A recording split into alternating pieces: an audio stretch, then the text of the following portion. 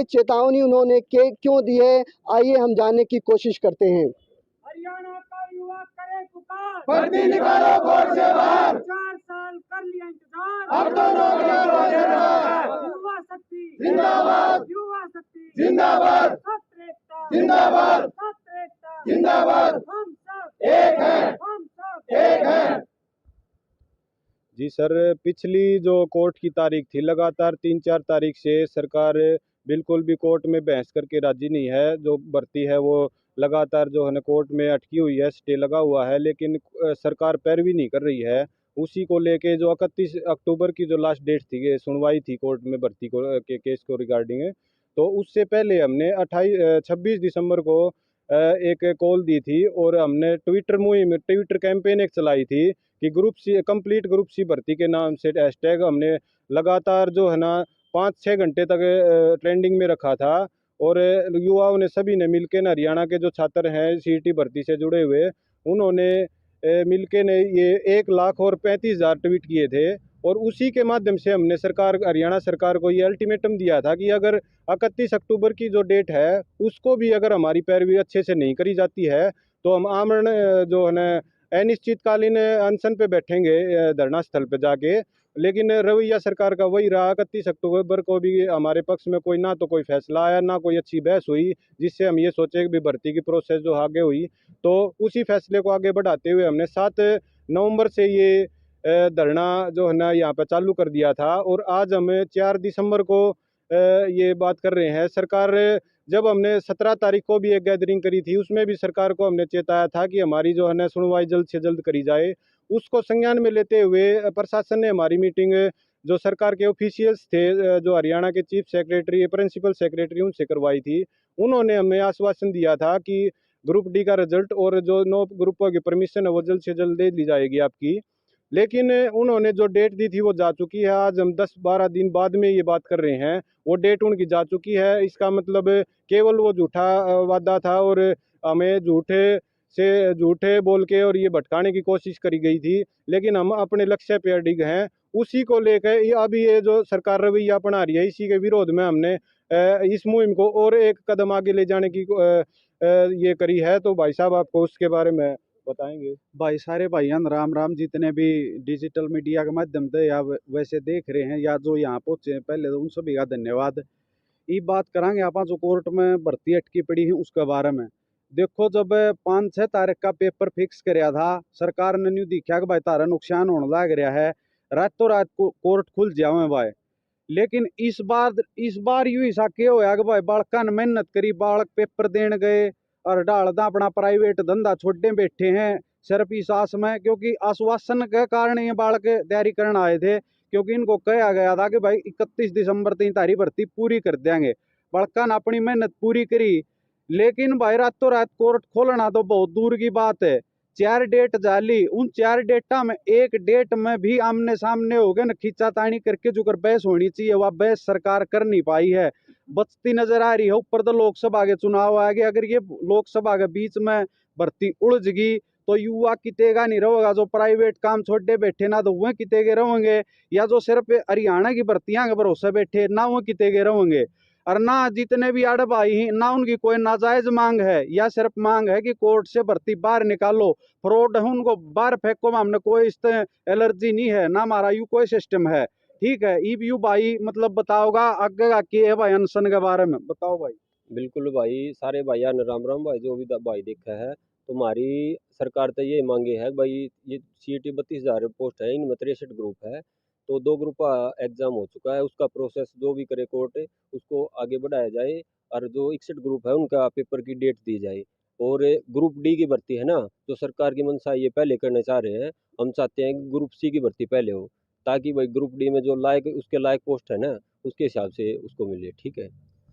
तो अब हम देखते हैं कि अभी आपने देखा कि 3 राज्यों के चुनाव मोदी सरकार ने मोदी के गारंटी पे जीता है, लेकिन उस गारंटी का क्या जो 2019 में युवाओं को, हरियाणा के युवाओं को नौकरी देने के वादों पर सत्ता में आई, और हम देखते हैं कि आखिर में ये मोदी सरकार की गारंटी, हरियाणा और खट्टर सरकार की गारंटी इन युवाओं के लिए कितना सही होती है। और थोड़ा बहुत हम जानने की कोशिश करते हैं अपने युवाओं से कि और उनका मुद्दा क्या है।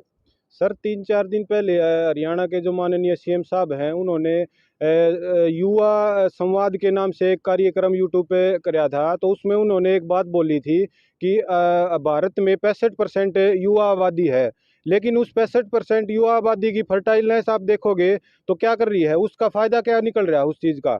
युवा जो है ना लाइब्रेरियों में अपनी रातें काली करके और जो है ना पढ़ाई को समय दे रहा है, अपना जो गोल्डन टाइम है लाइफ का, ज़िंदगी का जो सबसे स्वर्णिम जो उनका वो है, उसको ख़राब भी कर रहा है एक किस्म से। क्योंकि उसके परिणाम क्या नज़र आ रहे हैं युवाओं को, कोई नहीं।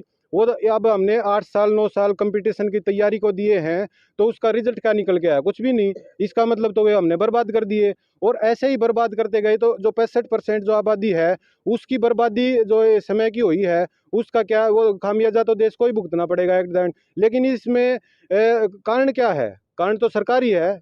कारण सरकार क्यों है? क्योंकि युवा तो अब ये देश की सेवा करने के लिए तत्पर है, इसीलिए तो ये जो है 8-9 साल से अपना जो समय है वो इन्वेस्ट कर रहा है तैयारी में।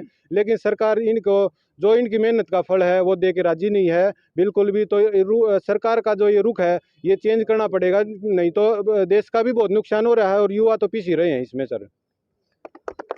इनके कहने का मतलब ये है कि जिन युवाओं के कंधे पर देश का भविष्य है, उन्हीं युवाओं को ये सरकार बर्बाद कर रही है अपने निर्णय लेने की देरी के साथ। आइए जानते हैं और क्या कंसर्न है इनका।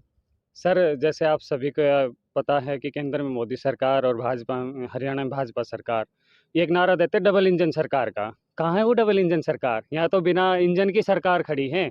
जिस हिसाब से इनकी गति चल रही है देश के राज्य के मामले में रोजगार देने में, वो तो कहीं इंजन का तो कहीं ई भी नहीं है।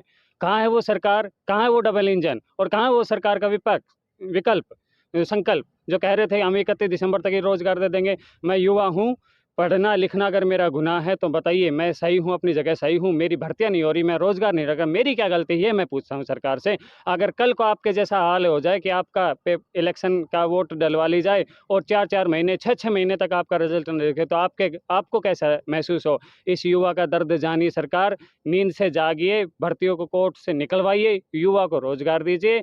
इस देश की ये हम सभी युवाओं की हाथ जोड़ के यही अपील है। अगर आप देश के इन युवाओं के बातों से जो है कि आप संबंध रखते हैं, तो आप जो है कि आप इसको बहुत बारीकी से समझने की कोशिश कीजिए कि आखिर में इनके दिल का दर्द है क्या और वो कहाँ से निकल रहा है। थोड़ा सा और समझने की हम कोशिश करते हैं।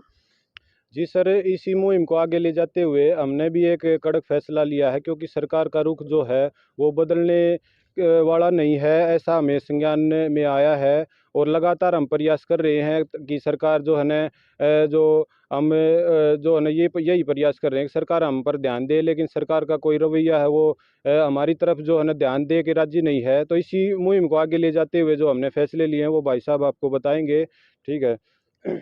हमारी एक तो सरकार से मांगे हमने बता दी जो है, लेकिन वे मांगे अगर पूरी नहीं हुई, 19 तारीख को हमारे जो कैंडिडेट के पक्ष में अच्छे से पैरवी नहीं की सरकार ने, तो हरियाणा का युवा आमरण अनशन पर चला जाएगा, जिसकी जिम्मेदार सरकार होगी। हम ये कहना चाहते हैं, तो इसलिए सरकार से यही गुजारिश है कि 19 तारीख को कोर्ट में अच्छे से पैरवी करे और युवाओं को रोजगार दे। अगर सरकार ये सोच रही है कि 2019 की तरह भाई काम ग्रुप डी की भर्ती पूरे करने से चल जाएगा, तो इस बार ऐसा नहीं होने वाला है। हरियाणा का युवा ग्रुप डी की भर्ती अगर सी से पहले करते हैं तो कोई वोट नहीं देगा इनको, तो सी की पहली भर्ती होनी चाहिए, हमारी यही मांग है। अगर आप देश के इन युवाओं के बातों से सहमत हैं, इनके दुख और दर्द से सहमत हैं और आप चाहते हैं कि देश के कोने कोने तक इनका दुख और दर्द पहुंचे, तो आप इस वीडियो को जिस माध्यम से भी देख रहे हो, आप इसे ज़्यादा से ज़्यादा लोगों को शेयर करने की कोशिश कीजिए।